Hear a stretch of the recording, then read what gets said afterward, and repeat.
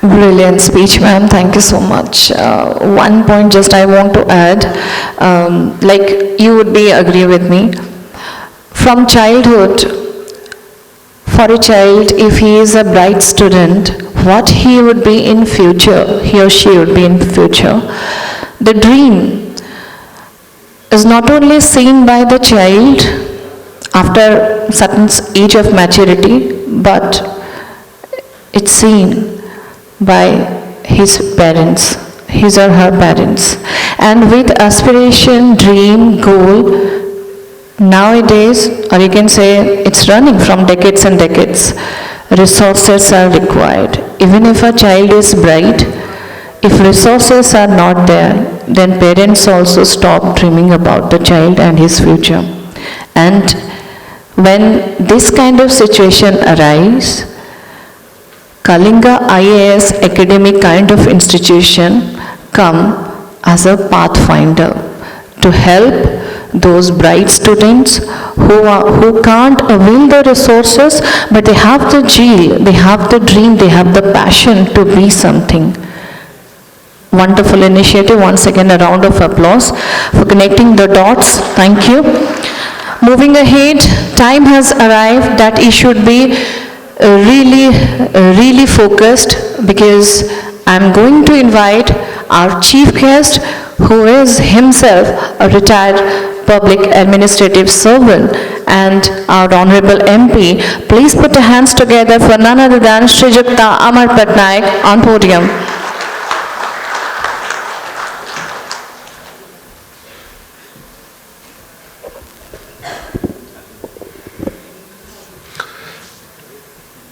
Thank you so much, Deepak Raut Kalinga Foundation, for inviting me to this function today. I would like to begin by invoking our Lord Jagannath. So request all of you to say Jai Jagannath. My friends on the dais, Sambit and Professor Sasmita Samant, Kalinga Foundation's, Kalinga IAS Academy's founder, Mr. Deepak Raut, and dear friends. I do not really want to add to whatever my friend Sambit and Professor Samant have already stated, because they have laid out the future for you, and also they have laid out what are the pitfalls, or let's say the kind of effort that is required to succeed in life. I'll start from where they ended by saying that excellence in academics, excellence in competitive examinations like the OAS, or excellence in any kind of examination, would be termed as success. What is a bigger goal in life should be excellence in life.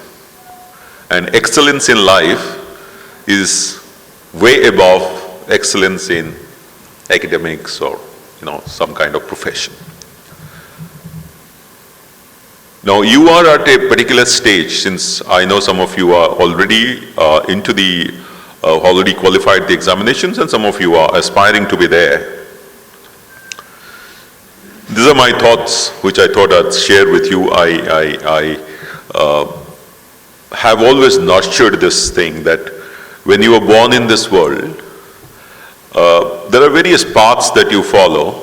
It's written in many of our religious scriptures as well, but many of the paths that you follow. But all teach you, if you are acquiring gyan, if you are doing your karma, if you are doing all those things, but ultimately it is basically to achieve excellence in life. And this excellence comes from what Professor Sasmita Samant was telling you about, by serving others, service to society. The service to society can happen only when each one of you who are going to join the Hello Odisha Administrative Service, each one of you become a champion, become an institutional champion. Now these institutional champions, my language actually, this is the language which I've used in my PhD. These institutional champions are people who have changed the social, economic, political, cultural, gender ecosystem of the community in which they are themselves staying. Please mind this, please mark my words on this. Champions are those who do not come from outside. Champions are those who remain within the same, let us say, a practice which is not good, or let's say a social evil, but they themselves emerge as champions to change the ecosystem in which they themselves are growing. And that is the difficulty. We always complain in our country, particularly being a developing country, there's so many social evils in our communities, in our villages, in our rural areas. There's so many economic problems, inequities. So I really can't name, there are so many of them. Instead of really complaining and solving them in an incremental manner means you just tweak a certain amount of thing a little bit, and then when you leave that particular position, then it falls back to its original position or original status. That's not important. What all of you should strive to do is to become institutional champions to transform the ecosystem in which you are staying. For bringing about any transformation in the smallest ecosystem or a large ecosystem also, I'll give you some examples. To my mind, there are four things very important. One, the first one, is level of empathy. You have to be empathetic to what's happening. If there are families in a village who are not able to get food to eat because maybe they're disabled, some food has to actually reach them. So you have to be empathetic. You have to be empathetic. You cannot have a hands-off approach and try to transform. So that's one thing very important. Second, level of embeddedness. Now you can be empathetic, like I am here being empathetic about what is happening in Madan Rampur, let us say, in Kalahandi. I am empathetic, but I am not embedded in that particular system. If I am not embedded in the structure, I will not be able to change or transform. And the third thing is level of involvement. Instead of speaking from this podium or from this dais or in some kind of a seminar, I have to be involved actually in the field, which each one of you will get an opportunity to become. And the last is very crucial, and this is level of selflessness. How much of आपण केते त्याग करि परिबे. Selflessness is the single most important criteria for social transformation that any leader has brought out anywhere in the world. If you take Mahatma Gandhi himself, the amount of sacrifice he has done to bring about social transformation, I'm not talking about political transformation in terms of independence, but I'm talking in terms of social transformation, trying to remove untouchability, trying to remove the bad practice of, let us say, many ills that were there in society at that time. If you take a Raja Ram Mohan Roy, you were trying to eradicate sati pratha. All these people have made tremendous sacrifices, sometimes to the detriment of their own family, own physical self. Many people get attacked, many people get beaten up, and mind you, during my research, I have seen this, that there are such institutional champions in every community. Interestingly, my research revealed that most of them were women, not really educated education is not a criteria for bringing about transformation. If you look at Anna Hazare, what kind of, he was a jeep driver in the Ministry of Defense. And many educated people prefer to remain in the same system, make no change into the system, only try to milk the system.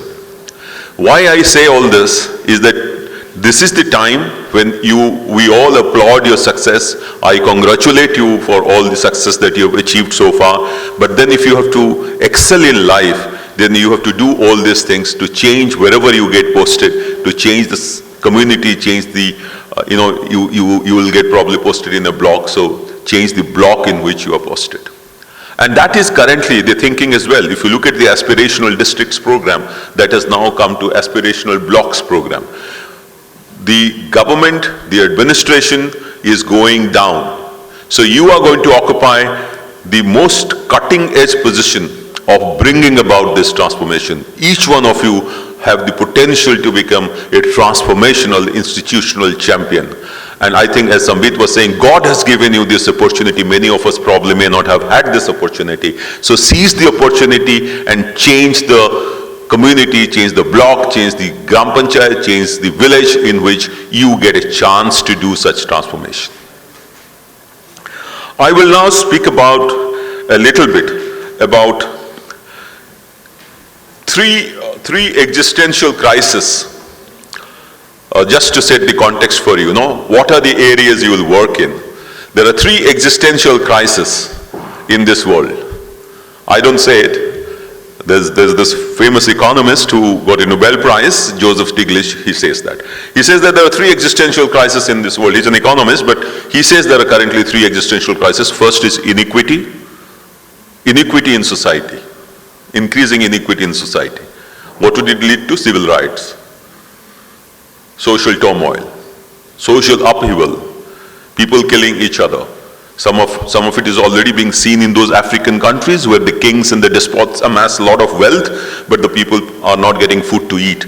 So then there is civil strife, social upheaval. So inequity is one existential crisis.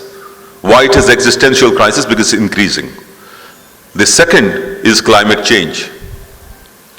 Climate change is an irreversible process. It's not a cyclone which will come and go, a flood which will come and recede. It is an irreversible process. That is, if a part of a city goes down because of flooding, it will remain down for many years to come. If a glacial mountain melts, then it is melted forever. So second one is existential crisis is climate change, and the third one is democracy. So democracy, climate change, inequity, these are the areas of your focus, should be the areas of your focus. You will have to address these three concerns and issues surrounding these three concerns if you want to really excel in any particular geographical area, in any particular sector, any particular discipline. One word of advice which I thought I could give you again. I have seen this, that grassroots innovation is the key to bringing about many of these changes. Many of the changes that are happening at the macro level, at a meta level, really take time to trickle down. But a block development officer, a sarpanch, can do small things which will have immediate impact and could probably make a lot of suffering of a number of people less, or even completely obliterate that suffering. So you should focus on really going to the grassroots. Innovate at the grassroots. Capture grassroots knowledge which is not codified even now, and that's, I think, where it's only now that we realize that there was a lot of grassroots knowledge which we should have actually codified. That's where again you can contribute.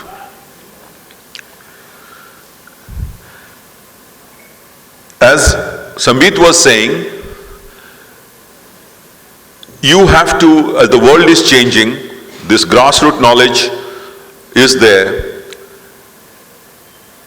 To capture it, to reorient it, to solve some of the wicked problems of society, it requires you to innovate.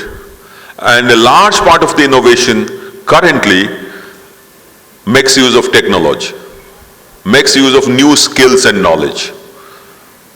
Maybe if you have a lot of data, you have generative AI, artificial intelligence, so you can see and create a lot of things. You may use a metaverse to create something for the community, and they can see that the ill effects of, let's say, something that they are practicing which is not really required, which is wrong. An agricultural practice, an agricultural extension work, maybe even the grain disposal system. Because whatever said and done, India lives in villages.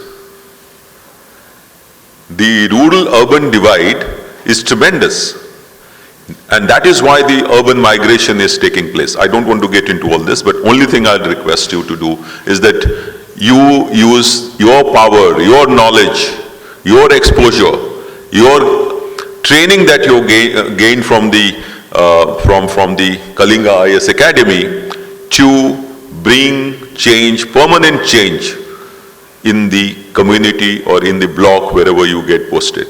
Now, if you follow that path all your life in the career, you will find that it will not only give you success in your own career, but will give you a lot of success, a lot of happiness personally.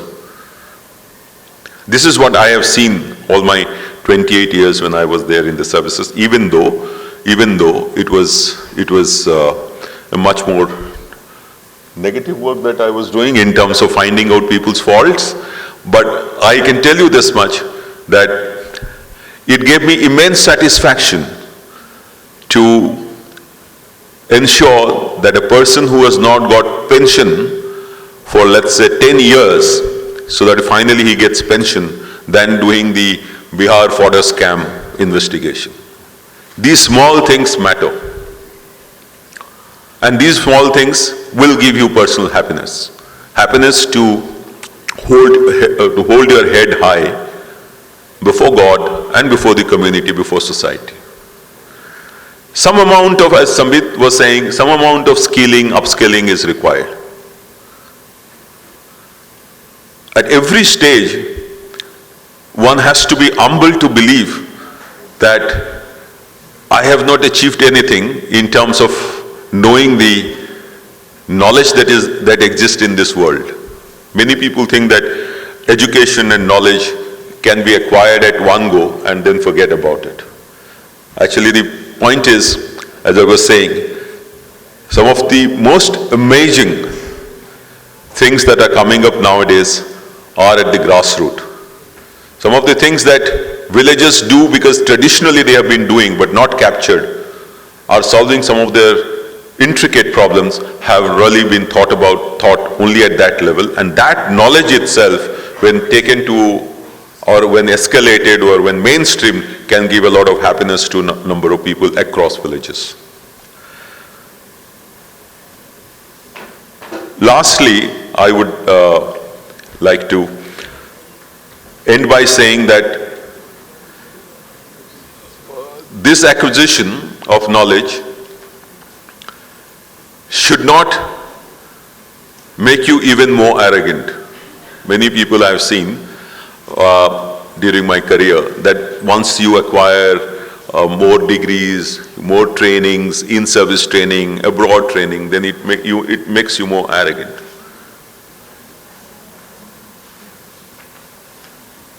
The shedding away of arrogance could probably be the biggest sacrifice that you can make.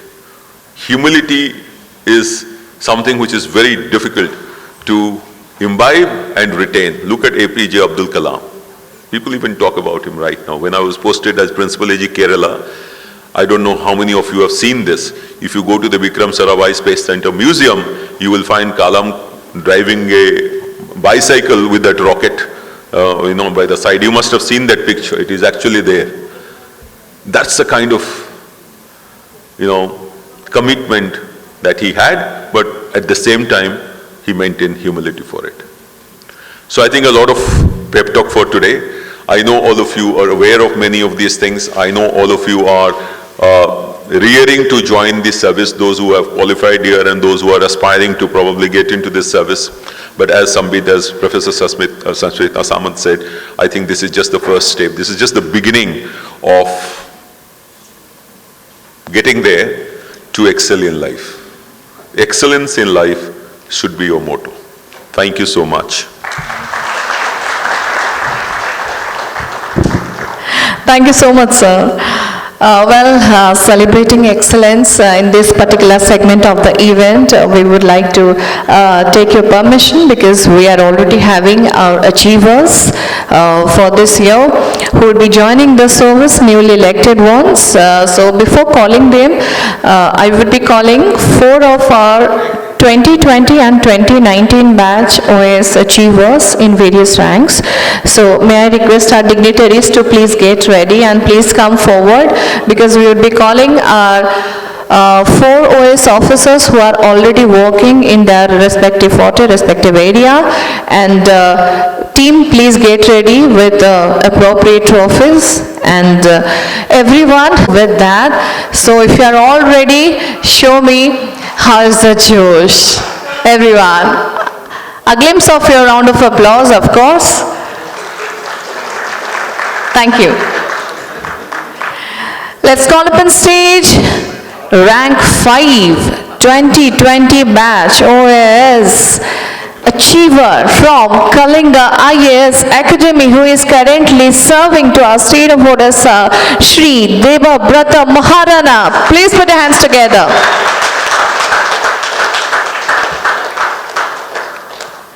It should not stop. In fact, this is the start. Congratulations, Shri Deva Brata Maharana. Kalinga IAS Academy is immensely proud of you for your achievement.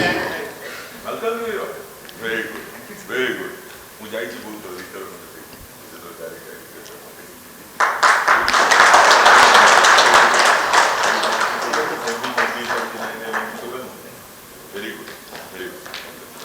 A small gift for you.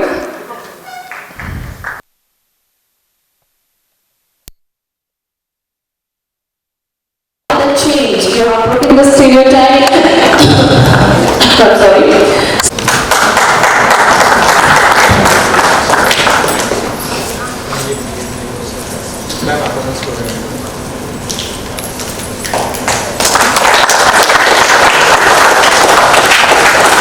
Congratulations.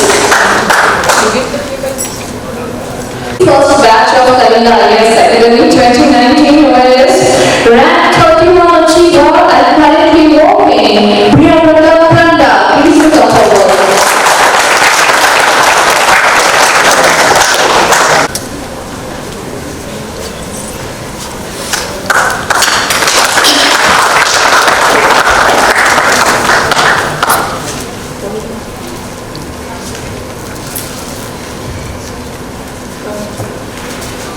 All of us feeling happy to see them on the stage, right?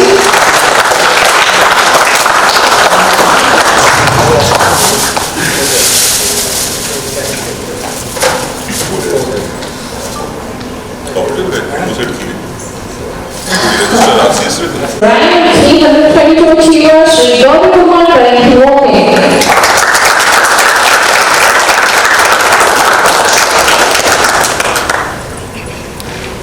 Please come with a smile. We all are proud of you and your achievements.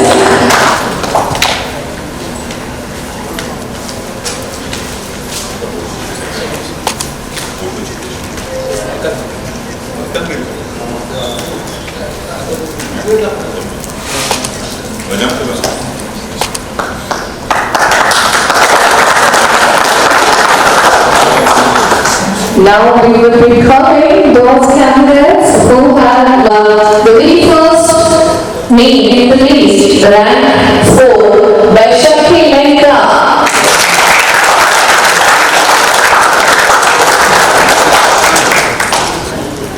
I request you to listen with speed up properly because we have many names and many achievers and we feel so proud that the list is so long.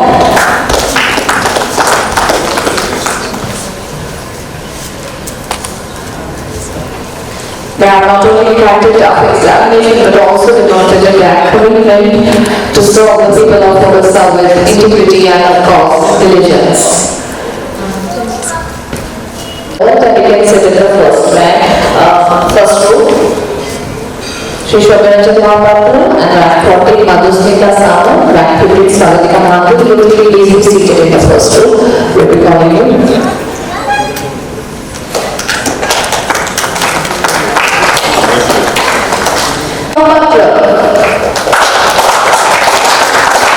We had a request rank 15 holders Swadhika Mohanty, rank 19, Lipsa Bharati, rank 22 Jyotiranja Pradhan to please come forward and sit in the first row.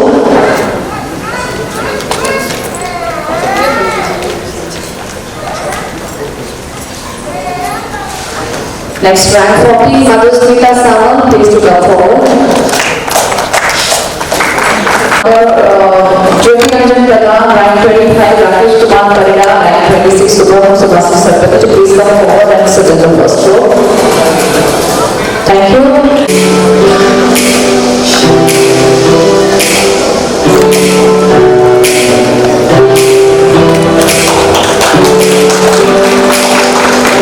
Rank 19 holder, Lipsa Bharati.